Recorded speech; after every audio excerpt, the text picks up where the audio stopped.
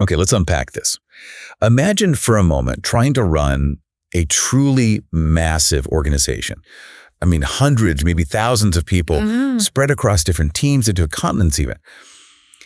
If every single decision had to bubble up to one person at the top, it would just grind to a halt. It's simply impossible, right? Yeah. No matter how brilliant that person might be. You've hit on a core truth there. Yeah. And that inherent complexity is precisely why organizations embrace, well, what we call decentralization. Right. Basically delegating decision-making power down through the ranks. It's not just, a nice to have. It's pretty much a necessary response to the increasing size and, frankly, the intricate environments businesses operate in today. That freedom, it sounds great on paper, but I can already see the potential snag. Managers making decisions that look good for their little silo. Right. But maybe aren't actually great for the company overall. Am I seeing that right? Absolutely. Like, when you give that freedom, how do senior leaders make sure all those individual decisions actually serve the company's best interests? Because the danger here is managers, maybe inadvertently or heck, maybe even intentionally, making what we call dysfunctional decisions. That's the crux of it. Absolutely. And that's really our mission today. We're going to dive deep into the critical role performance measurement systems play in navigating this exact dilemma. Okay. We'll explore how, different levels of decentralization need different measurement approaches, what makes a truly effective performance measure, and some of the surprising challenges and breakthroughs in getting it right for you. And we've got some really insightful material for this deep dive, haven't we? Looking into financial reports, management studies, some really interesting conceptual frameworks. Yeah, good stuff. All shedding light on these vital organizational dynamics. Get ready for some genuinely surprising insights, I think. So where do we begin this journey of measurement? Often it starts at the most basic level. Let's get into this delegation dilemma. At its core, decentralization is, well, simply about handing off decision-making responsibility. Every organization does it to some degree. Right. And like we said, it's absolutely necessary. Indeed. The complexity of modern business just means no single person can realistically make all the decisions. You have to empower people lower down, let them make timely, informed choices, closer to the action. But this freedom, it comes with that inevitable risk we touched on. Managers might use their decision-making power in ways that aren't truly in the best interests of the whole company. These are those dysfunctional decisions that can derail even the best plans. And this is exactly where performance measurement systems step in. They're the primary tool senior managers use to combat this problem. Right. They're designed to ensure that decisions made by junior managers actually align with the company's broader objectives. The ultimate goal is what we call goal congruence, basically everyone pulling in the same direction. All right, so we've established why performance measurement is critical. But how does this actually play out on the ground? What do these systems look like? Yeah, good question. We need to set the stage by looking at different organizational centers. These reflect sort of varying degrees of decentralization and responsibility. You've got cost centers, profit centers, and investment centers. Exactly. Each type implies a different level of delegated responsibility, and therefore, as you'd expect, requires different performance indicators. Let's kick off with cost centers then. The focus there is primarily on efficiency, right? Keeping expenses in check. That's the one. For cost centers, the most common measure is standard costing variance analysis. Think of it like this. You set a baseline, a standard for how much something should cost. Okay. This analysis then gives you a detailed breakdown of why your actual costs might deviate from that standard. It's about spotting where inefficiencies are creeping in, maybe more materials used or labor costing more per hour, that kind of thing. But it sounds like maybe a double-edged sword. Great for control, sure, but focusing almost exclusively on short-term cost cutting. Doesn't that sometimes conflict with other important things like quality or getting products out on time? Is that a common trap? It absolutely can be a classic trap. You might save a few pennies on materials, but if the quality of your finished product tanks, well, you haven't really gained much, have you? No. And then there's the ambiguity of responsibility. If there's a raw material price variance, who's really accountable? Is it the production manager? Or purchasing. Exactly. Or maybe both. Pinpointing accountability can be really tricky. And on top of that, there's the basic issue of setting accurate standards in the first place. Garbage in, garbage out. Right. If your starting point for what things should cost is flawed, your whole analysis is going to be off. The variances are only as good as the standards. Precisely. That's a fundamental limitation. Okay, moving up the decentralization ladder then, we get to profit centers. Here, managers have responsibility not just for costs, but also for generating revenue. It's a bigger piece of the pie. Definitely a bigger piece. And the key measure here is usually the controllable profit statement. But there's a crucial nuance here, one that often trips people up when they first encounter it. Oh yeah, what's that? It's the distinction between controllable profit and traceable profit.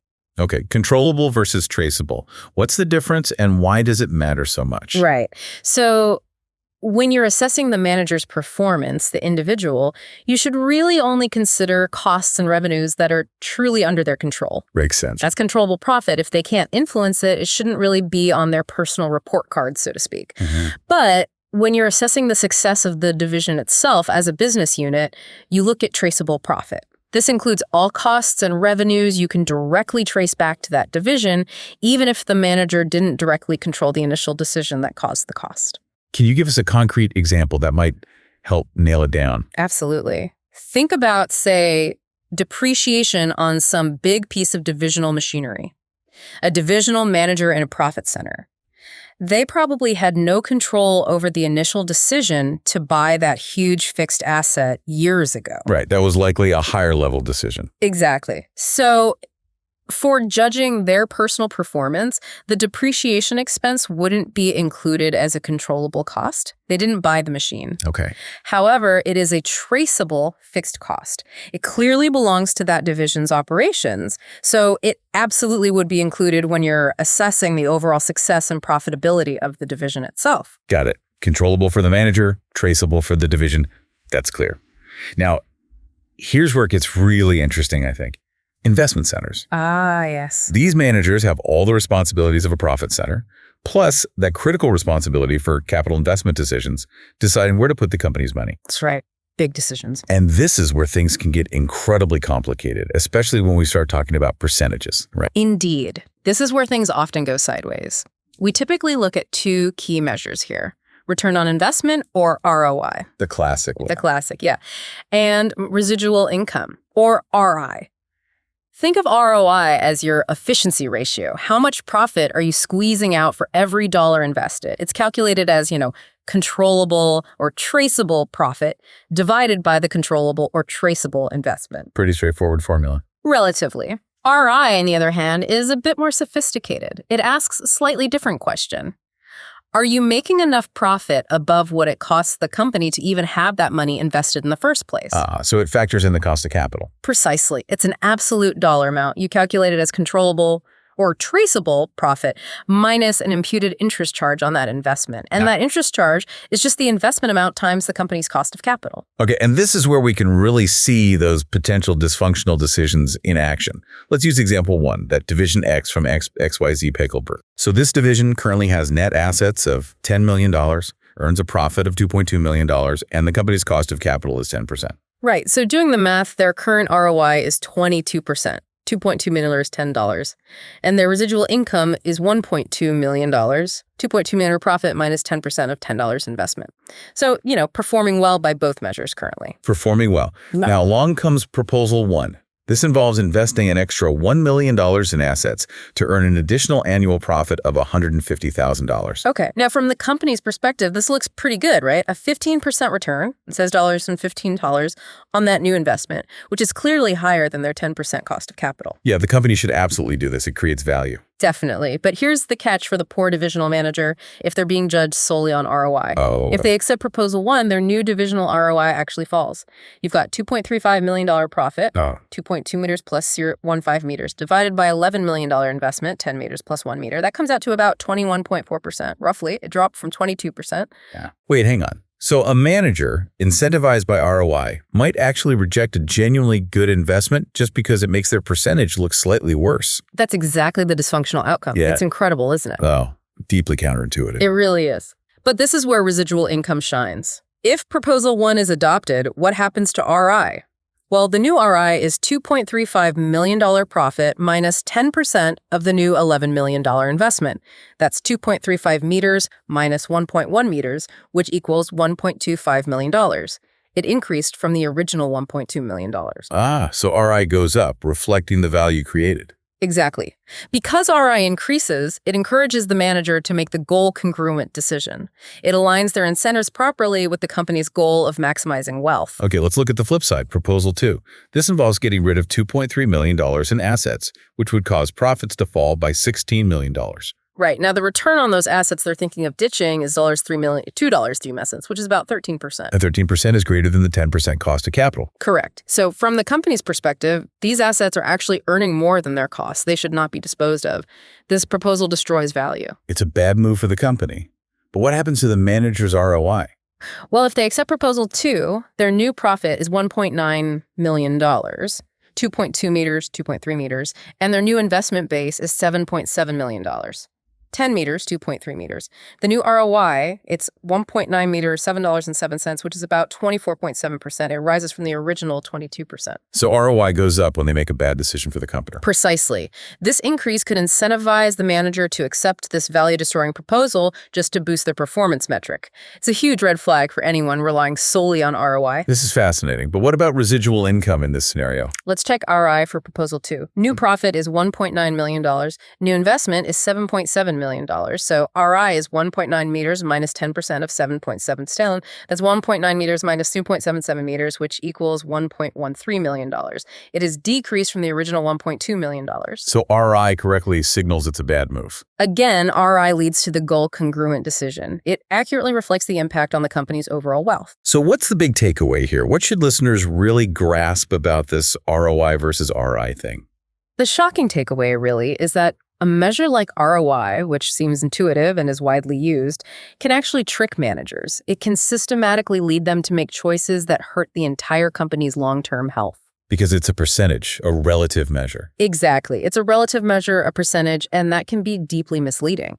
It might discourage good investments if they slightly lower an already high average, or worse, encourage bad decisions like getting rid of productive assets if that bumps the percentage up. And residual income because it's an absolute dollar amount. As an absolute measure, RI truly focuses on the actual dollar amount of profit generated above the cost of capital. It tends to lead to decisions that maximize wealth and, importantly, align much better with net present value, or NPV. Which is theoretically the gold standard for investment decisions. Right. RI cuts through that percentage illusion. It points towards decisions that actually grow the pie, not just manipulate the slice percentage. But even with RI being generally better, are these measures completely foolproof?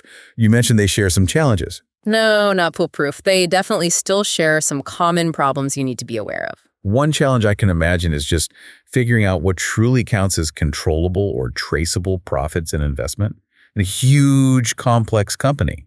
That must be an accounting nightmare sometimes. It absolutely can be incredibly difficult in practice, defining those boundaries clearly.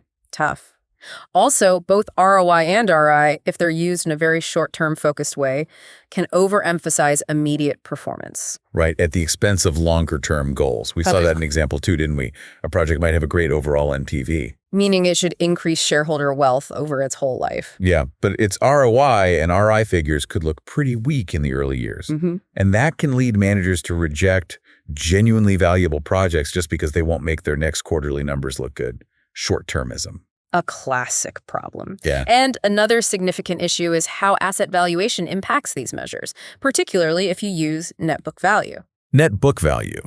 That's original cost minus accumulated depreciation, right? Correct. If you use that as your investment base, then as assets get older and depreciation builds up, the book value shrinks. So the denominator in the ROI calculation gets smaller. Exactly. Which means ROI and RI figures generally improve just because the assets are getting older, even if the cash flow they generate is constant or even declining. So, wait. If a manager's numbers look better simply because their machinery is literally getting older, that seems like a really perverse incentive. It is. They might actually cling to outdated, inefficient plant and machinery just to keep their reported ROI or RI looking good. Precisely. Example 2 showed this too, measures appearing to improve over time despite constant cash flows. It's a bizarre outcome driven by the accounting method, not genuine performance improvement. Wow. And finally, maybe the biggest point is that both ROI and RI try to measure complex divisional performance with a single number. Yeah, that seems overly simplistic for modern business. It often is. A single figure just isn't enough to capture everything that matters. Plus, accurately calculating the cost of capital itself? that can be a real headache too. Okay. Given all these complexities and, frankly, the potential pitfalls of single number metrics like ROI and even RI, it's perhaps no surprise that businesses started looking for something more holistic. Exactly. There's been a significant shift, hasn't there, in recent years, towards a broader view of performance, bringing in non-financial indicators alongside the financial ones. Absolutely. This brings us nicely to the Balanced Scorecard. It was proposed by Kaplan and Norton, and it's probably the most well-known example of this kind of multifaceted approach. For many organizations, it's been a genuine game changer. So how does the Balanced Scorecard try to overcome those weaknesses we just talked about? The incompleteness, the potential for distortion with single measures, that confusion where managers might see ROI itself as the goal rather than creating shareholder wealth? Well, it tackles those head on. Traditional measures might tell you what happened, say, ROI fell, but they often don't tell you why it happened or, crucially, what to do about it. Right, they lack actionable insight. Exactly. The Balanced Scorecard aims to provide that clarity. The big idea here isn't just about having more metrics, but recognizing that true sustainable success isn't just about the financials today. It's about building a sustainable, customer-focused, efficient, innovative organization for the future. And the scorecard forces you to actually measure the key drivers of that future success. And it does this by looking across 4 different perspectives, is that right? That's the structure, yes. The 4 perspectives are financial, which still includes traditional measures like profitability, revenue growth, ROI, ROI. So financials are still important. Oh, absolutely. But then you add customer, focusing on things like satisfaction, retention, market share. Then internal business processes, looking at operational efficiency, quality, cycle times, innovation processes. And finally, learning and growth. Learning and growth, what falls under that? That considers things like employee capabilities, skills, motivation, information systems, and the overall organizational culture needed to support improvement and innovation. The term balanced really means assessing managerial performance across all 4 headings, giving a much more rounded, comprehensive view. And within each of those perspectives, an organization needs to figure out its, what do they call it, CSFs and KPIs. Right. Critical success factors, CSFs, and key performance indicators, KPIs.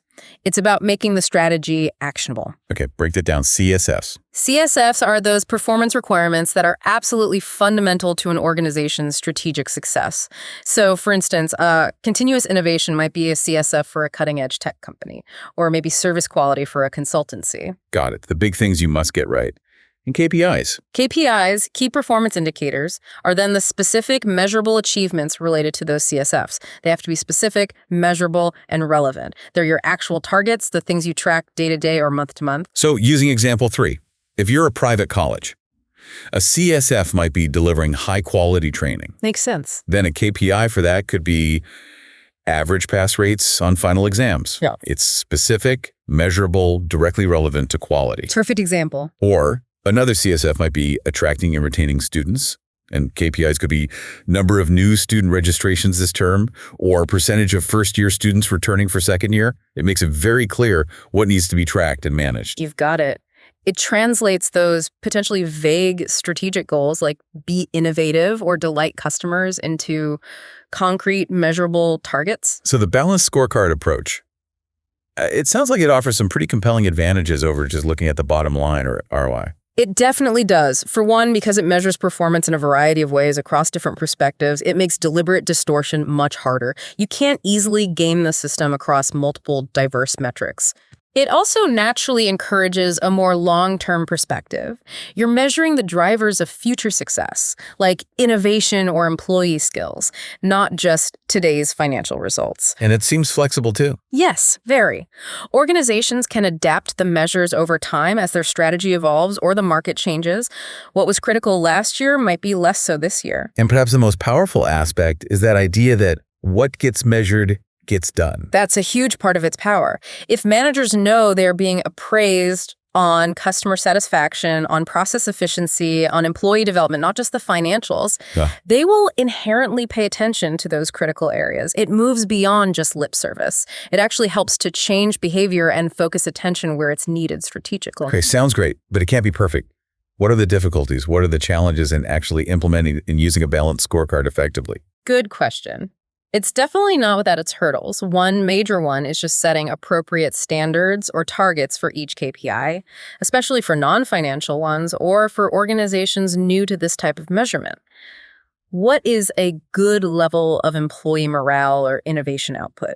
Yeah, how do you benchmark that? Benchmarking against other organizations or industry best practices can be a helpful solution, but, getting that comparative data isn't always easy. Competitors aren't always willing to share. True. And what about trade-offs? Ah, yes. The challenge of allowing for trade-offs between KPIs. This is a tricky one. Like, how do you judge a manager who knocks it out of the park on customer satisfaction and innovation, maybe hits their internal process goals, but perhaps struggles financially in a given period, maybe because they made a big R&D investment that hasn't paid off yet? Exactly. That's a tough judgment call. How do you weigh the different perspectives? Is there a common solution? There are different approaches. One somewhat hardline solution is to simply require improvement or at least maintaining performance in all areas. No trade-offs allowed. Perform well across the board. Demanding. It is. Another approach is to assign weights to different perspectives or KPIs based on strategic importance. But, well, that can get very complicated very quickly and lead to arguments about the weighting itself. There's no single perfect answer here. So, quite a journey we've been on. We started with that fundamental need for decentralization in complex organizations. Then explored the intricate systems designed to make sure all those decentralized actions actually align with the overall company vision. Right, trying to achieve that goal congruence. We saw the strengths, but also some really surprising weaknesses of traditional measures like ROI and residual income, how ROI especially can actually drive that dysfunctional behavior. Yeah, that's a key takeaway. Be wary of single relative metrics. And then we explored the more comprehensive, multifaceted approach of the Balanced Scorecard, trying to give a more holistic view. Trying to capture the bigger picture of performance. It really feels like a continuous evolution, doesn't this whole field of performance measurement? It absolutely is. And it leads to a fascinating final thought for you, the listener, to mull over. As organizations keep evolving and new technologies like AI and real-time data analytics become more pervasive, how do you think our understanding and application of performance measurement will change next? Will AI and this flood of real-time data push us beyond something like the Balanced Scorecard? Or will they simply make these existing frameworks even more powerful, more precise, more timely? That's a great question. Will the tools just get better, or will the whole philosophy change? Exactly. It raises this crucial question for all of us operating in these increasingly complex environments. How do we continually refine our ability to not just measure performance, but to truly understand it and, more importantly, drive it in ways that genuinely benefit everyone involved, the company, the employees, the customers? How do we keep getting better at aligning all those moving parts?